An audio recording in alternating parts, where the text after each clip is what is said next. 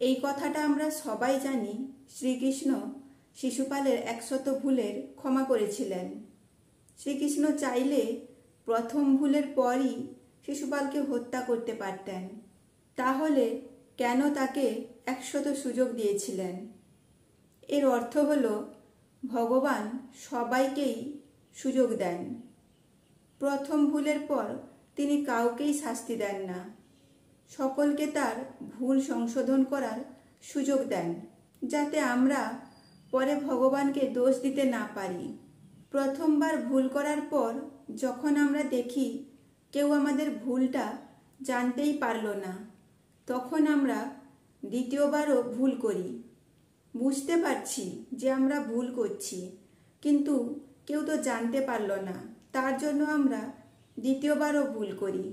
এভাবে আমরা পরপর ভুল করতে থাকি, আর প্রতিবারের ভুলের মাত্রা তার আগের বারের থেকে বেশি হয়। মরিয়া হয়ে ভুল করতে থাকি। তবে ভগবান কিন্তু তোমাকে সুযোগ দেন।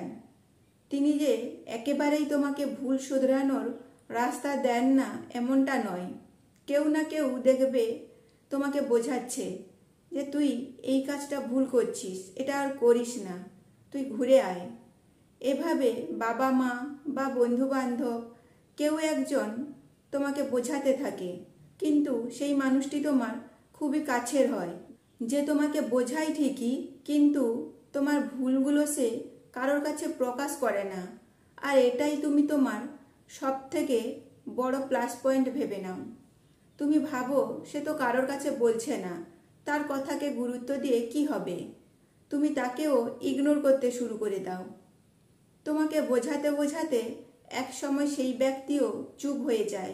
যখন সে দেখছে তার এত বোঝানোর পরও তোমার উপরে কোনো প্রভাব পড়লো না, তখন সেও চুপ হয়ে যায়। তুমি মনে করো সেও যখন চুপ হয়ে গেল, তার মানে তুমি তোমার ভুল কাজগুলো আরও করতে পারো।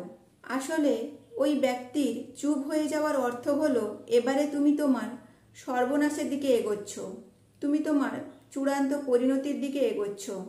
ভগবানও ঠিক শিশুপালকে তার প্রতিটা ভুলের পর তাকে স্মরণ করিয়ে দিতেন এটা তার কত নম্বর ভুল। প্রথমবার, দ্বিতীয়বার, একে একে করে 50তম, 70তম এভাবে তাকে স্মরণ করিয়ে দিতেন।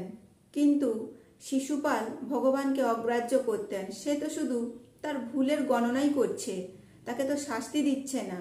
তাই শিশুপাল শ্রীকৃষ্ণকে অগ্রাহ্য করেছিলেন। তার পরিণতি ছিল শিশুপালের হত্যা।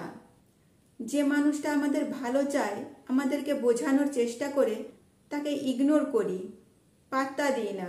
যারা আমাদেরকে ভুলের দিকে টেনে নিয়ে যায়, আমরা তাদেরকেই পাত্তা দিই। অবশেষে সেই দিন আসে যেদিন তাকে ভগবানের থেকে শাস্তি পেতে হয়। আর বাস্তবে এটা, যখন ভগবান স্বয়ং কারোর বিচার করেন, তখন তাকে বাঁচানোর কারোর উপায় থাকে না। তখন সেই ব্যক্তি যতই অনুশোচনা করুক, যতই ভগবানের পায়ে পড়ুক, যতই পুজো পাশার নাটক করুক, তাকে কিন্তু কেউ বাঁচাতে পারে না। স্বয়ং ভগবানও তখন তার প্রতি অসন্তুষ্ট হয়ে থাকেন। নিজে থেকে ভুল রিয়েলাইজ করতে না পারলেও যখনই কেউ তোমাকে তোমার ভুল ধরিয়ে দিচ্ছে, তার কথাগুলোকে গুরুত্ব দেওয়া উচিত, ভুলের রাস্তা থেকে ঘুরে আসা উচিত। কারণ এটা ভগবানেরই লীলা। তিনি তোমাকে সুযোগ দিচ্ছেন যেন তুমি তোমার ভুল পথ থেকে ফিরে আসো। ভগবান তো স্বয়ং আসেন না, কাউকে না কাউকে দিয়েই তিনি নিজের কাজ করান।